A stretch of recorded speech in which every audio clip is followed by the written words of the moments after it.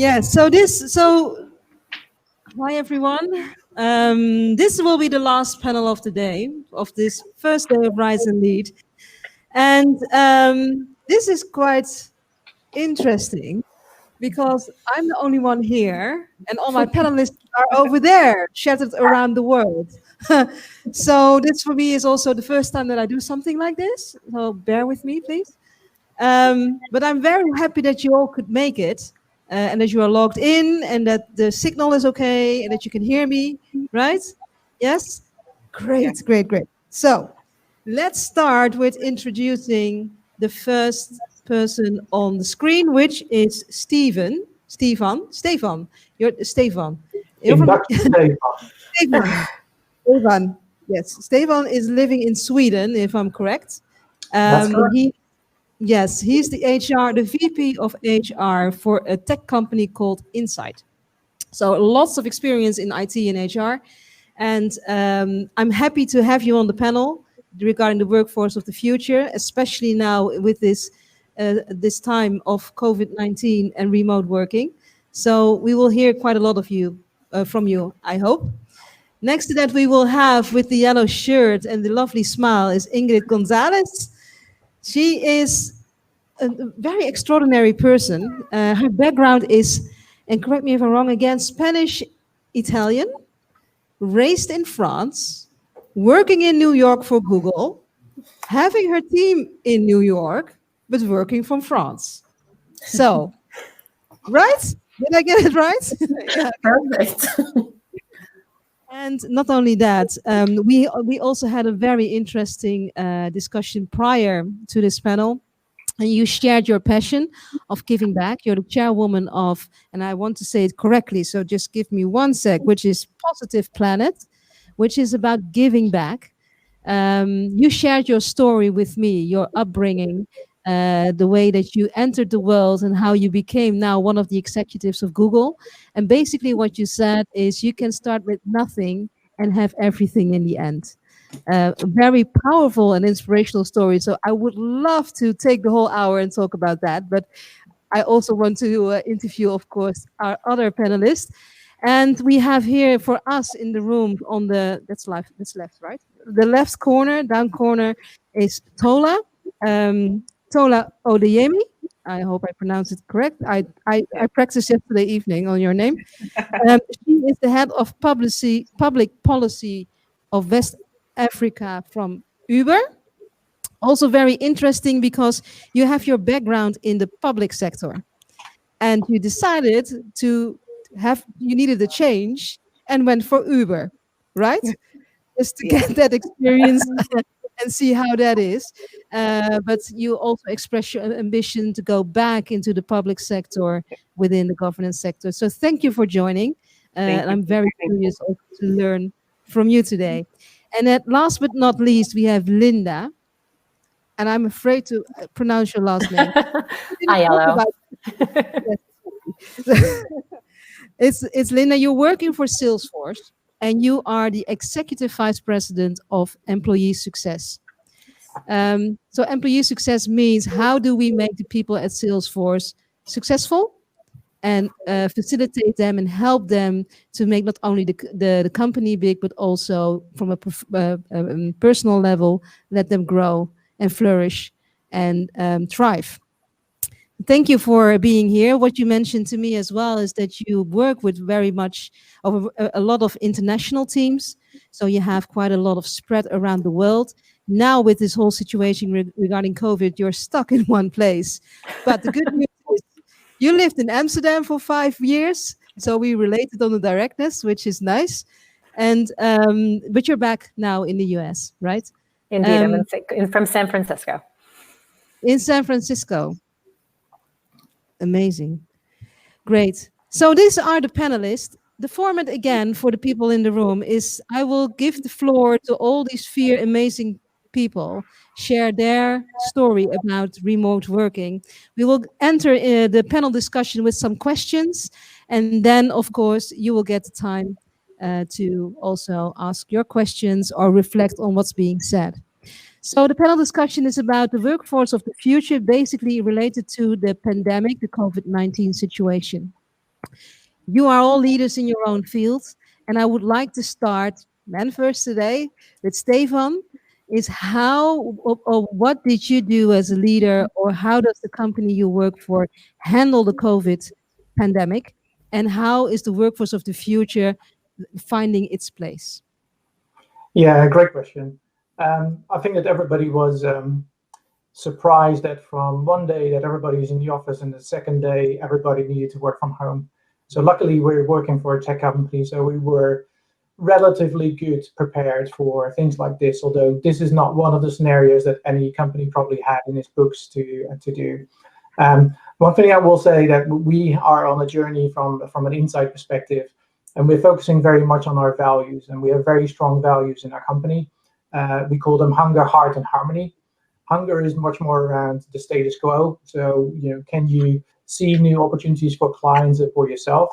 The heart, which is the core of everything that we do, can we have a positive impact on lives of people that we serve, and always putting our partners, our clients, and teammates first. And harmony, so we're one global team. So we invite perspective and celebrate each other's unique contributions when we work together. And I think that that is the basis of our culture. And one thing that I saw when the COVID crisis started, especially in HR, we needed to suddenly change the way that we dealt with the personal contact that we normally have and doing everything via video. And one thing that I've noticed that our core values system has been so strong prior to COVID that the transition to working from home was relatively easy. Now, there's certain things that we saw that we didn't see that quickly. Every situation at home is differently, as everybody knows. Everybody has either is a single parent, is living alone, is having a large family, and suddenly all those families are part of work. And that is something that we changed in quite quickly when the COVID crisis started, to respect the situations that people are in, because you have a view into their home. So we looked at flexibility for people that needed the flexibility with their children, and the dedication from the teammates. It was twofold, right? So one thing was everybody continued to work and make sure that we could help our customers, specifically in the first couple of months. But I would also say that there's quite some fear in the workforce by losing their jobs, because they see people around them where companies are getting closed, or we need to furlough people. Now, I'm fortunate enough, as others working in the tech industry, that our business will continue, and we were there actually to help our teammates and our customers as much as we can. And I think that one thing that specifically I want to highlight is that the culture of our leadership is exactly as it is like for our teammates. So they were there for their teammates. They did all the things that you've seen around the internet with the coffee calls, the commute calls that they have, and connected with the teammates in a different way. And that helps to build that inclusive workforce that we already had, to continue to build on that when we were in the COVID. Now, if you relate that into whenever we came out of this crisis, there's a lot of talk about, this is the new norm. I don't necessarily like that term. I like to see it as a new opportunity for companies to look differently at their workforce. I think that the hybrid solution that most companies will go through is going to be something that is building our new economy. And therefore, the office will be something completely different. It will probably be a place where teammates come together and connect and do the meetings that they normally have. And the funny thing is, our company name is Insight. And one of my colleagues lastly said to me on a phone call, so normally when we didn't have COVID, we had the offsite. So people go on an offsite and do something. Now we will do an insight, which means that we actually get people back in the office and have that collaboration again. That's an interesting thought. Instead of having an offsite and getting into an insight, right? Exactly. Making a little field trip into the office.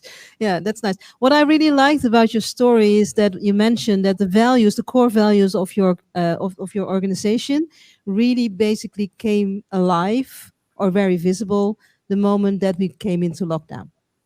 Yes, yeah. I personally truly believe that organizations where core values and a diverse and inclusive culture inspire people and unleashes the potential that they have and become the best that they can be.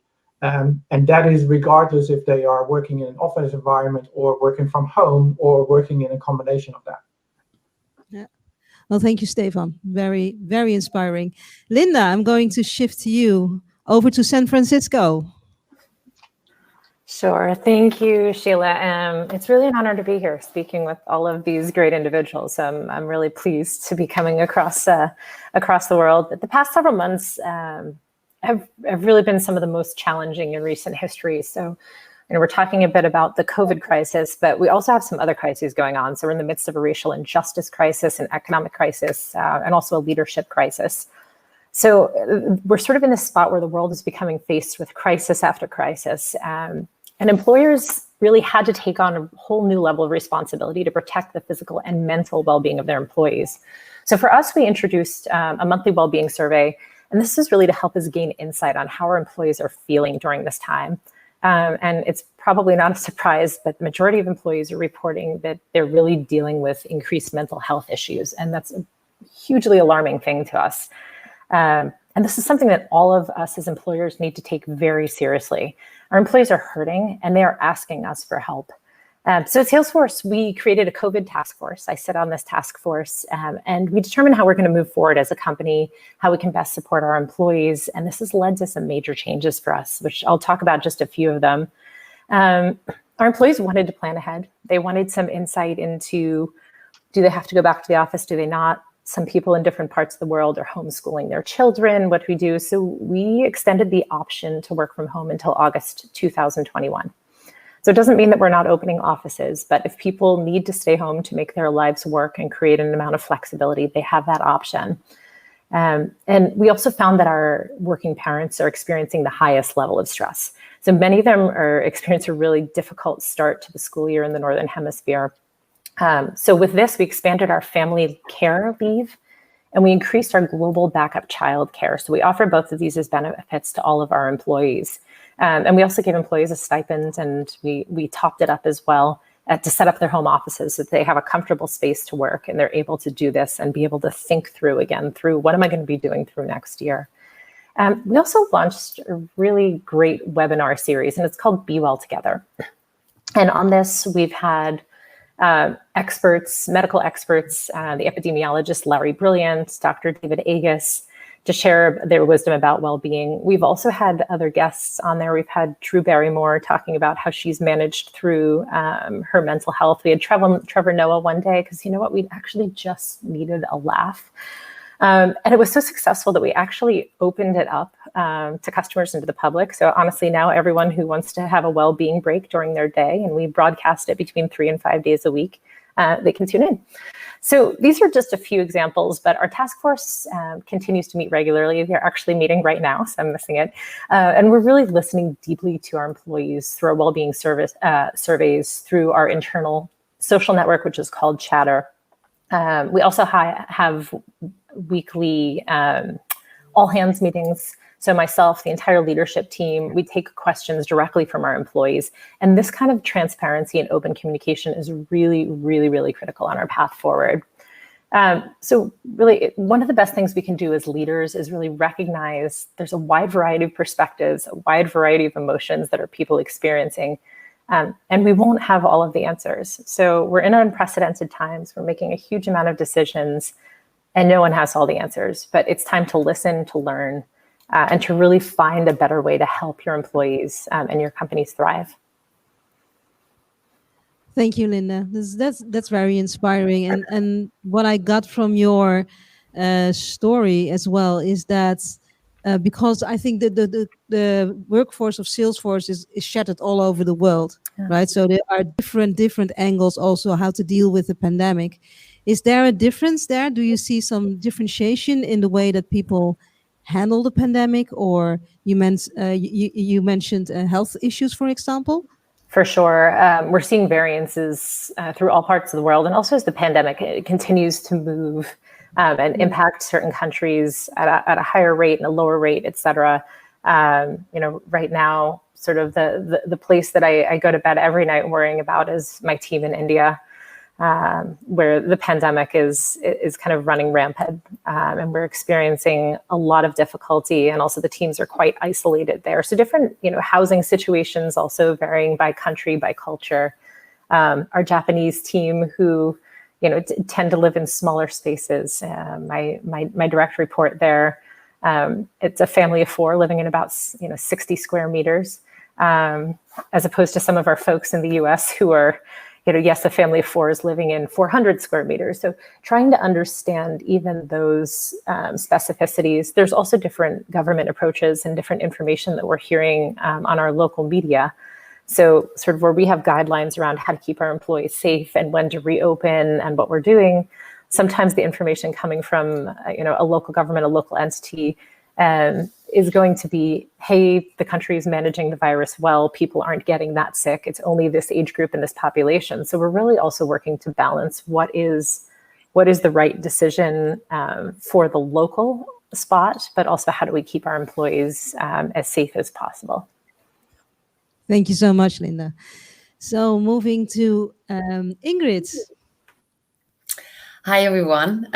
Very nice to meet all of you virtually. First of all, I just wanted to thank the Rise and Lead Summit and all the staff. And what you're doing is absolutely fabulous. And we need that. And this is absolutely a true pleasure and an honor for me to be with all of you today. So thank you for having me.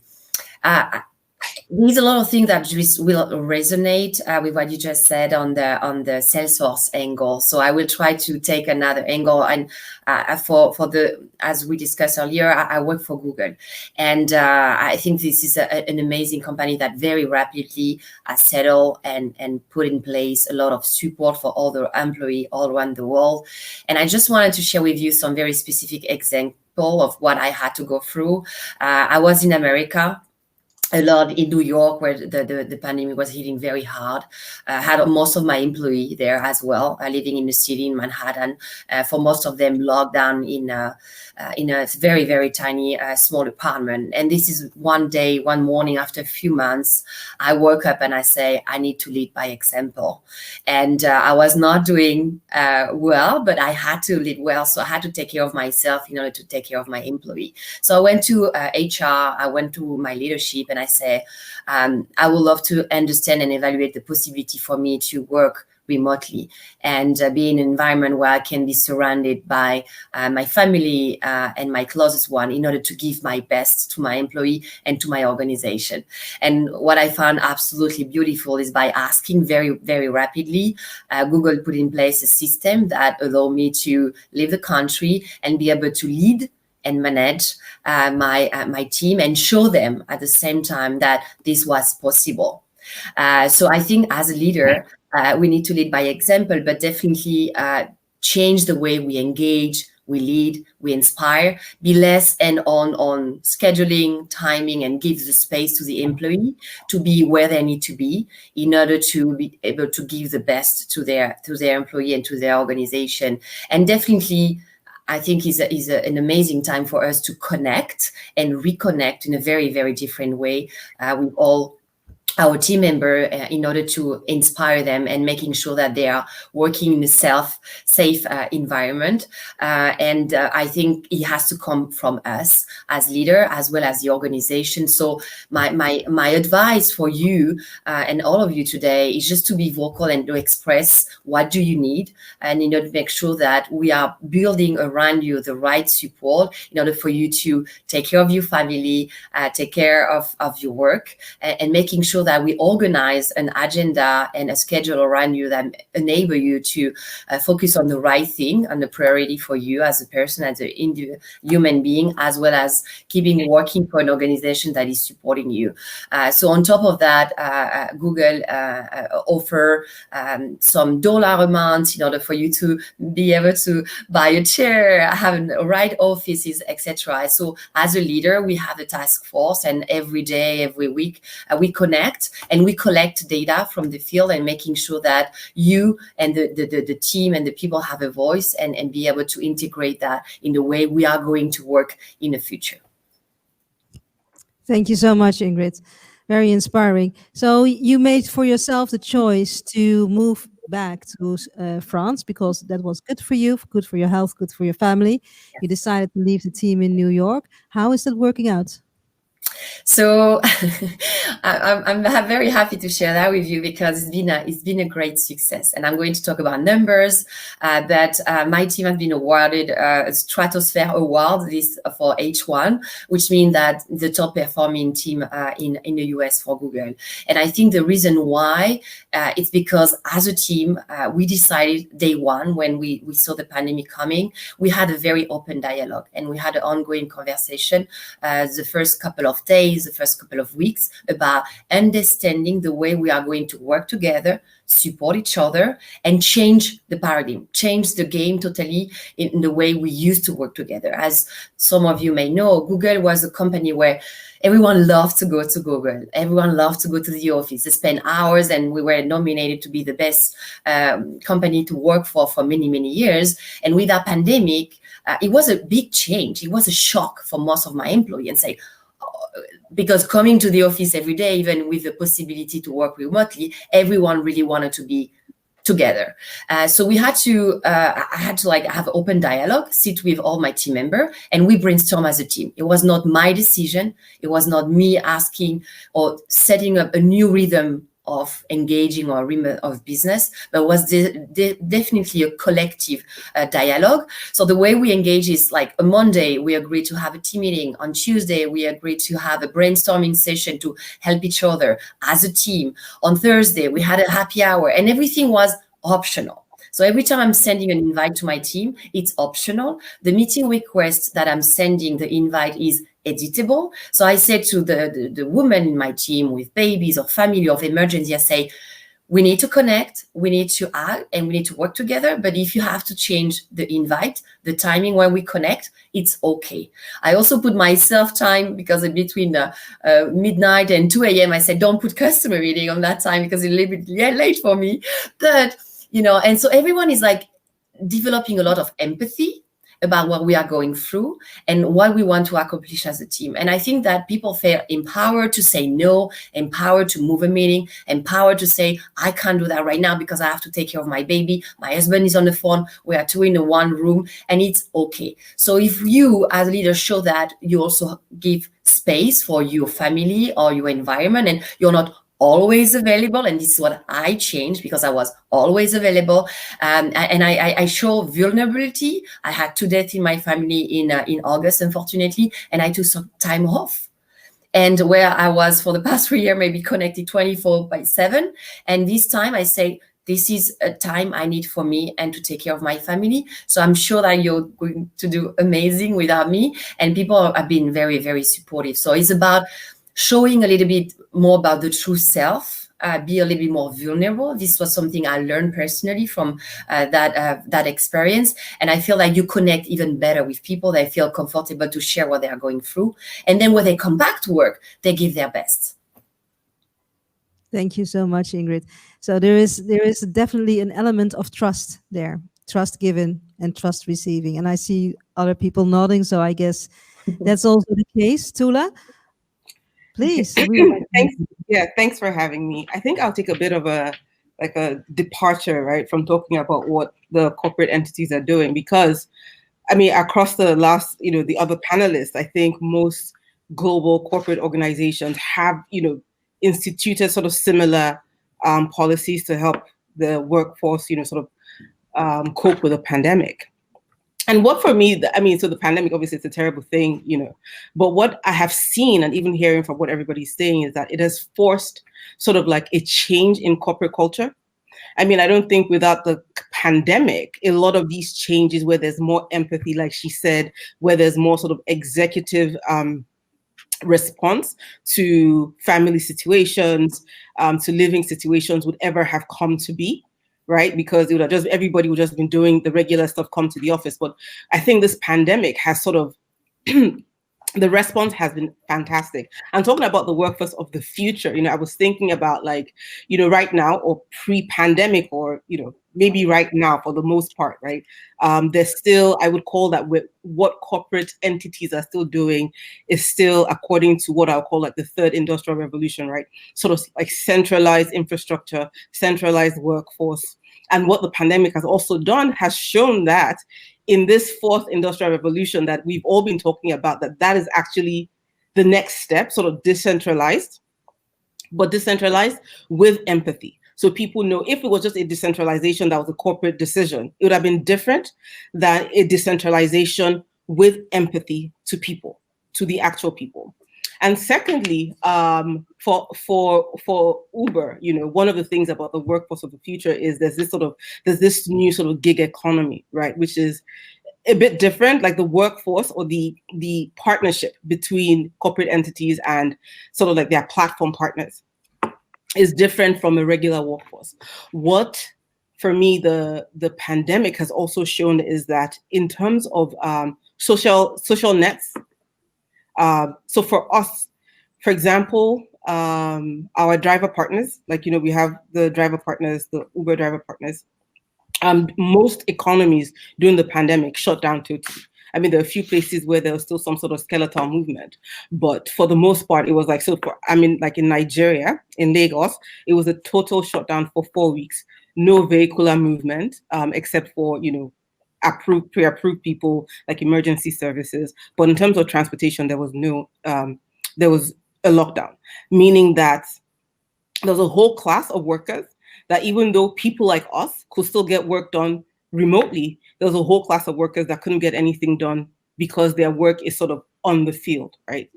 And globally, this was a problem, right? A lot of cities in India, in some cities in the US, in Europe, there was no movement.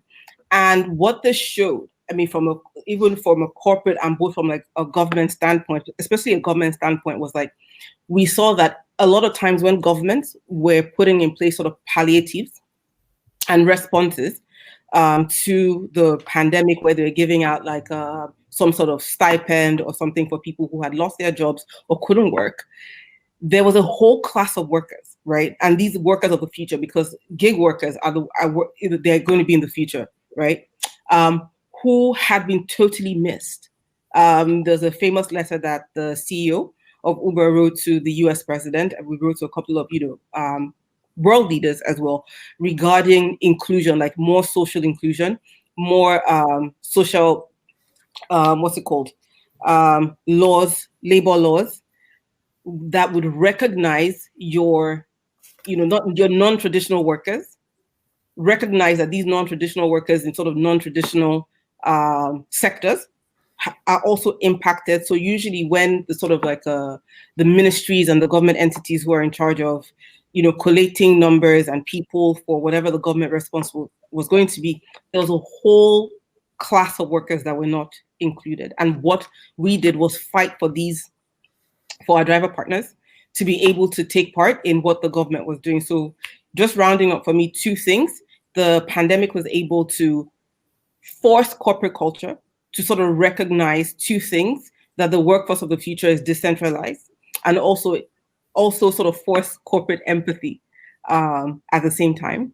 And secondly, as we talk about the workforce of the future, we also have to look at how we categorize and how we respond to sort of non-traditional workforce members as well. Thank you. Because you're completely right. We will move towards a workforce that's different than the one 3, 4, 5 months ago. So that will ask a lot of flexibility from us as well as leaders, right? Yeah. So Stefan, I'm just on a personal level as well. How do you like working from home? Yeah, it's an interesting situation because I've been traveling around the world the last 25 years, and this is the first time that I'm home, literally at home, for the last 7 months. So it's a completely different way of looking at yourself, looking at your teammates that you work with on a daily basis. And one thing that I learned throughout at least my journey and the company's journey is that there's a lot of understanding on a different level than we ever had before. So you now understand better how it is to juggle kids and females that are alone, or females that are single parents, or single male people. There's a lot of things that you don't realize when you have the discussions at the coffee machine. When you're in an office, then you just have a normal conversation, and suddenly you look at people's homes and you understand what the situation is. And I think it has an impact on, especially in my area in HR, to look at how we can help teammates to be much more flexible in a way that they still deliver the outcome that you expect from them. I mean, the last 6 months was mainly around making sure that there's engagement from the teammates. So today or this week, we have a whole week of wellness in the Netherlands where we do invite yoga classes and all those kind of good things that you hear around the world that companies are doing. But how are we actually in the future going to make sure that the jobs that they do and the skills that they have are flexible enough to make sure that they can balance the home and the work that they need to do? And that is going to be quite a challenge. And then, you also have the governmental things that need to change, because insurances and pension and all those kind of things that are linked to employment need to change as well. And I think that the last 2-3 years, things were slowly moving in the right direction. The pandemic is just accelerating everything in a speed that nobody knew that would happen. So I think that we don't know yet how it's going to look like in 4 years from now, because we also know that the human behavior is that we go back to our normal selves, right? We all go back to the office. We all talk about hybrid, but I'm not quite sure if that is going to be still a hybrid model in 4 or 5 years from now. I hope it is, because it helps a lot of people.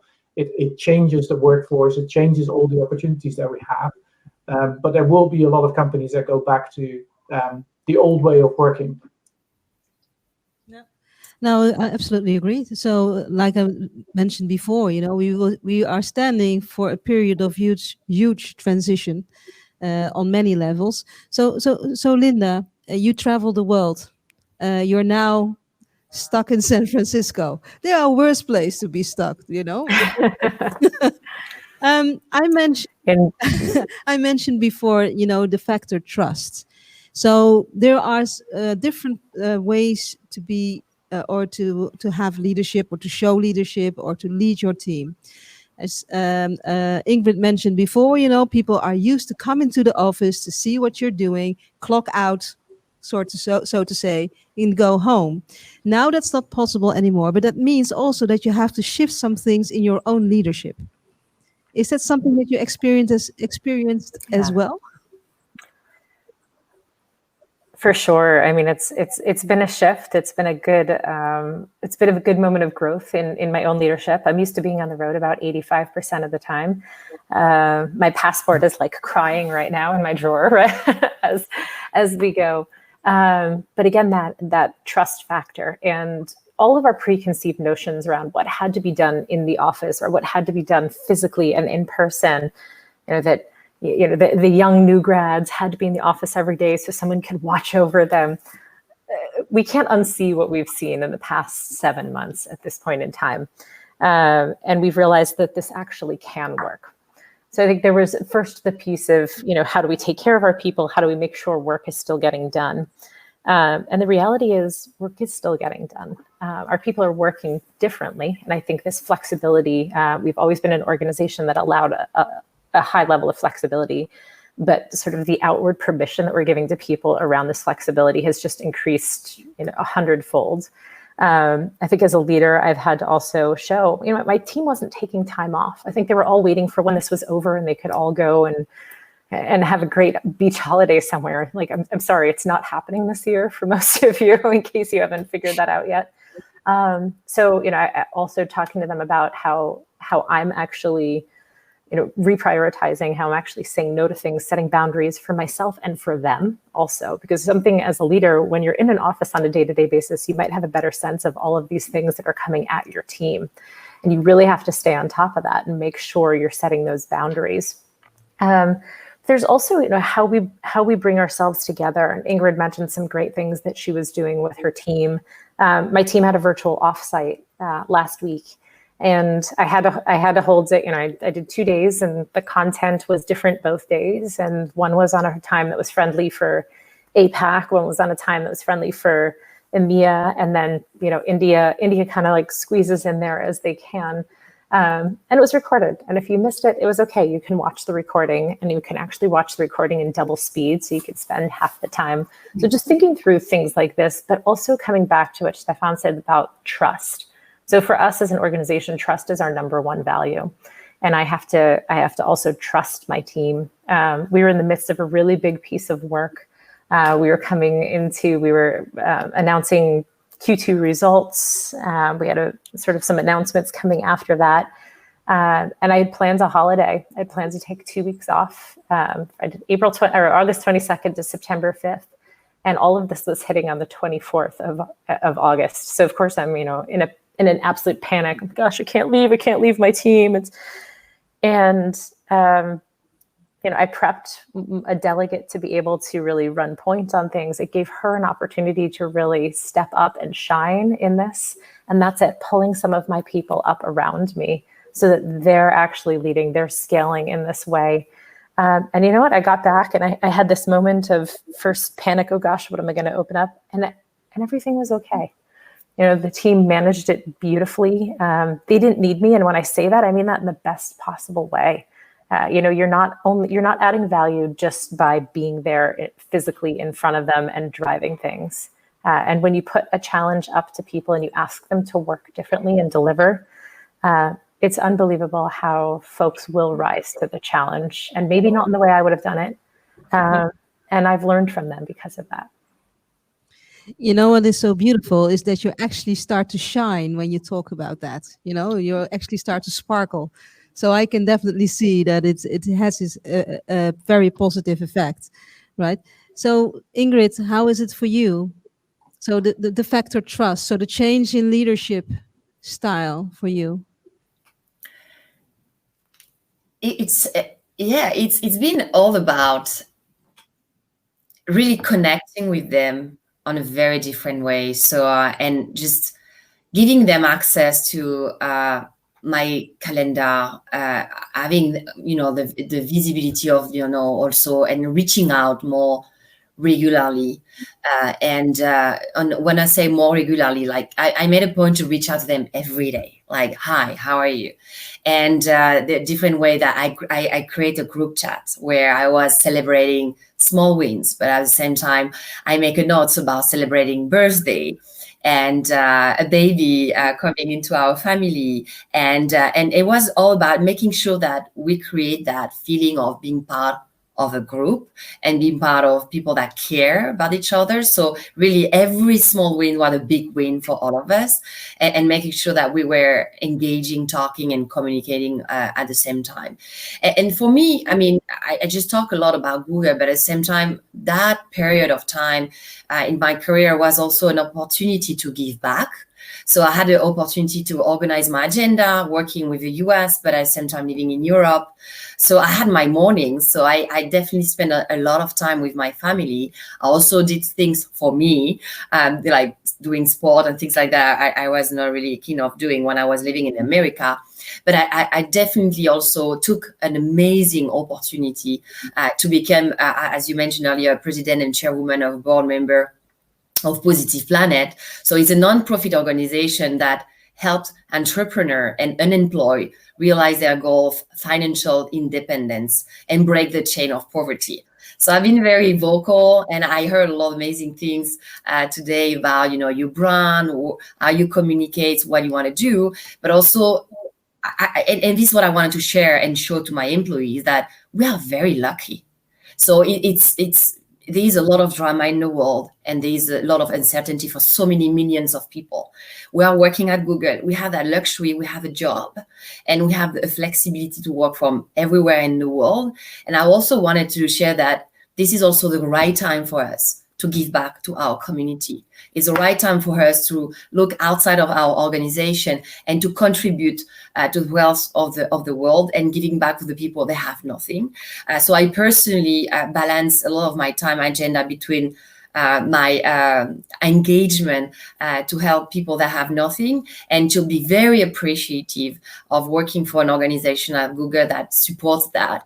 I support also myself to be part of that amazing NGO, and to be able to, if I may say, lead by example, because I have that time and I wanted to give back to people. So I did that with Positive Planet, as well as engaging and reaching out to women in my community outside of Google as well as inside of Google, and to spend some time, coffee chat, engaging, giving back, and just taking the time to talk about something else than just work every day, and trying to give a smile and to receive a lot of smile, by the way.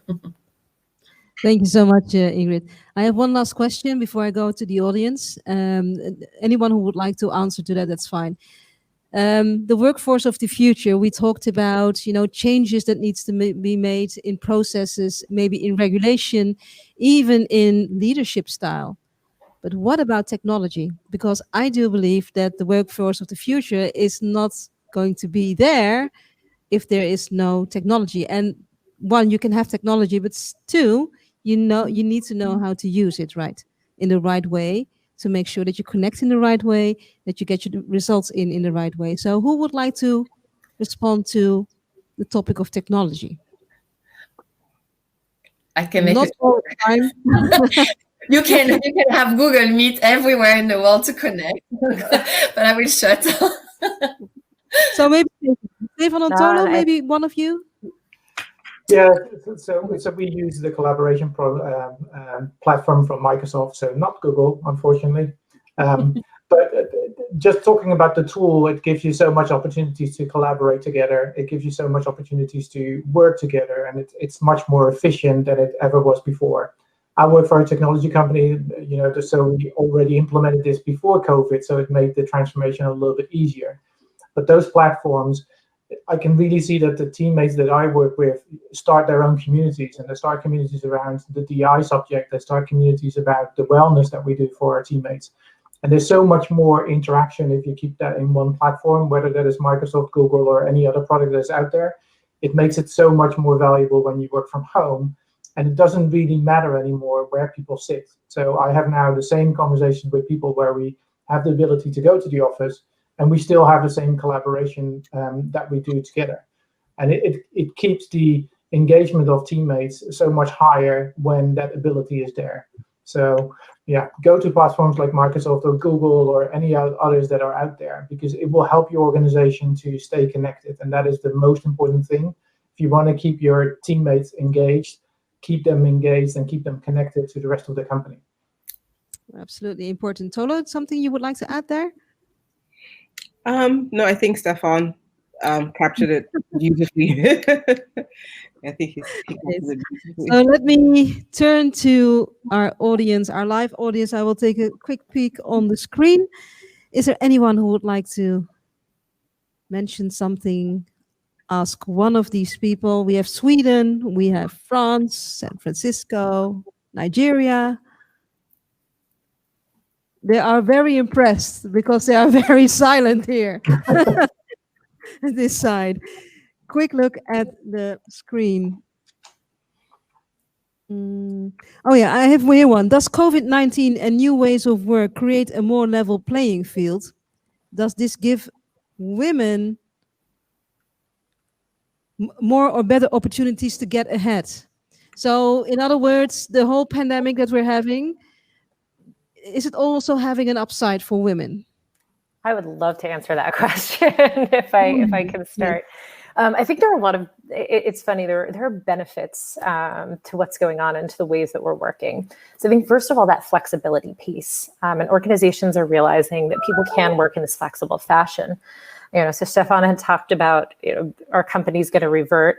My dream and my goal is to make sure companies don't revert. This is actually catapulting us into the future of work and making us move forward there. So I think that's a big benefit. The second thing I think is when you look at visibility. So there were times when there were all people sitting in a room and one person was remote. I experienced this. I was based in Amsterdam and the rest of my peers were based in San Francisco. And there would be a meeting once a week and they're all sitting there and I'm 6,000 miles away going like this on the screen. Now we're all on the screen. So there's a level of equality and around share of voice that I'm seeing. And I do think that this is positively impacting women at this time as well, from a visibility standpoint, from a share of voice standpoint. So I think those are two pieces. And the third piece, I think there's a level of empathy that has been gained around people's specific situations. And we always all have something going on, whether it's a childcare situation, taking care of a parent, whatever that may be. And because we're going through this together, it feels like we've we've destigmatized some of those things, and we're allowed to ask those questions. And we're building this habit over the course of these months. And this is one of the other things I hope does not go away, and I do think positively impacts women. It's actually asking people like, how are you? What help do you need? Etc. So I think these things are all beneficial to women to continue to move forward in their careers, to developing their careers. So we should leverage those opportunities and make sure that we don't fall back to old habits and old patterns when things go back to normal, whatever normal will be. Absolutely. I do agree. I'm looking at the audience here. No. I have another question as well from the online attendees. Maybe Tolo, you would like to answer this one. The question is the workforce of the future. How can we prepare our students, our younger generation who's already, completely involved with iPads and screens and whatever, but how can we prepare them to become part of the workforce of the future? In other words, how can universities help prepare them to be? So there's this. Yes, so there's this sort of like, I think World Economic Forum has this Fourth Industrial Revolution report that talks about the skills of the future, right? And there's sort of 5 broad skills that they say the workforce of the future would need or have, or the workforce has, which is, I think, the first is physical and manual. The second is basic cognitive. The third is higher cognitive. There's the social and emotional skill, and there's technology field, right? So in the workforce of the future, when the first 2, which is the physical and manual, and as well as the basic cognitive, will be sort of de-emphasized. So it's a good thing that kids are sort of digital natives. They know, from the beginning. I have a younger brother who's 17, and the way he works around even my iPhone, he had the capabilities I didn't know existed on my iPhone that he's completely aware of. So I think, although they are digital natives, what I have noticed is that what they don't have, because of this digital world that they live in, is sort of that social, emotional, and sort of processing complex information, just like the non-technical stuff, right? Because they are born with iPads in their hands, right? And in the workforce of the future, because of automation and robotics, I almost feel like there are 2 polar skills, like 2 sets of polar skills that you need, right? You have the extreme tech, the people who are coding, and then you have sort of like the non-technical field, which is like where you need the cognitive ability. So for example, I have 2 degrees. I'm actually an engineer by training. Although I do public policy, I have 2 degrees in engineering, right? And I always say that I fancy myself somebody that sits at the crossroads between technology and policy. Now, the reason I decided to do that, because I realized that I didn't want to go into deep tech. It was just too much of a headache for me. And I was, I just couldn't keep up. Right. And so on the polar opposite side was sort of like the cognitive abilities. And I was like, okay, which is where policy comes in. And that is where I would focus on. So I think although the kids of this future have sort of like the tech, focusing a lot of cognitive, emotional, and emotional, social skills will go a long way in reskilling, because the technology, they're literally born with iPads in their hand. Yeah, I would like to add, and that's completely right. One thing that people sometimes overlook a little bit is that we will have 5 different generations coming to the workforce, and making sure that the young ones that come on our workforce now, how to help them to be successful in what they do, is going to be an opportunity. You can say it's a challenge, but I like to see everything as an opportunity. But 5 different generations, it's the first time that ever happens. You can understand that the different views that everybody has on that workforce. Young people are completely different than somebody that is my age. And luckily, I'm trying to adapt to all the new ways of working to help them to be successful. And there's no opportunities now that we work remote, because in previous to COVID, we had those wonderful onboarding sessions where people come to the office and we have 2 or 3 days together with them. And then we throw them in the deep almost, right? They go into their jobs and they get the manager to build a 180-day plan or something like that. Right now, with working in COVID times, we have people that have never seen the office or never seen their hiring manager, but they're still very effective because they are now able to meet with other people in different departments easier because everybody is around the other side of the screen. Other times, people had to travel to come to the office or actually make an appointment to get that done. Now, in the first 6 months, they see half of the company, which is a great benefit for us. Thank you all. Thank you all 4 of you for sharing your wisdom, your advice, and your ideas. What I would like to add to everything that you already shared there is to the audience online and here is be kind to yourself, especially with this whole new era that we're about to enter. It's going to ask a lot from us. It's going to ask a lot from, our society is going to ask a lot from our ability to be agile, to reform ourselves into this whole new, let's say, persona, which is called, the new professional. We have to learn to work different with teams. So be kind and take your time. And this is not going away. We will enter a new normal. I'm not sure if it's this normal or maybe slightly different, but we are in a situation with big changes. So again, be kind, and thank you all for joining. Thank you all for joining from Sweden, France, Nigeria, and San Francisco. I never did that before, talking to people over 4 continents. So thank you all. Is there anything, maybe a last word or one sentence that you would like to share with the broader audience? Please go ahead, Stefan. Be adaptive. That's what I tell to most of my team. Be adaptive and understand the situations of people. Try to understand. And it's been said on this call before as well, and that's not one sentence, by the way, but ask people how they're doing. It's easier now, but ask them how they are doing. It's a simple question that we so much forget. And really listen to the answer as well. Yes. Ingrid, last. All right. I love the hashtag that is stronger together. When you see someone struggling, give a hand and ask and just connect, and you will receive 10 times back on your side. So just really engage on a very different way. And I know sometimes it's not always easy when you're not outgoing and shy, but I think that you can receive so much by just saying, I need help, or I'm here to help. So it's a two-way street. So again, I'm enjoying very much talking and being on a panel with you, Stefan, Ometla, and Linda. So thank you very much for having me today. Thank you, Ingrid. Linda. I'd say lead with empathy. As a leader, also ask for help. Don't be afraid to ask for help. And also get excited about the possibilities coming out of this. Don't worry about the change. Embrace and get excited about the possibilities for the future. Oh, I love that. It's a very positive statement. Tolu. They've all said the wonderful things already. I know. No, but I think it's for me, it's for people, like when this whole thing started, it was easy to just feel out of sorts and out of your depth.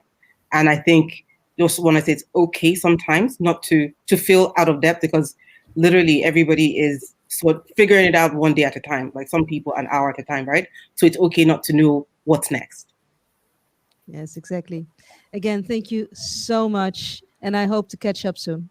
All right. Bye. Thank you. Thank you, everyone. Take care of you. Bye. Bye. Nice to meet you all.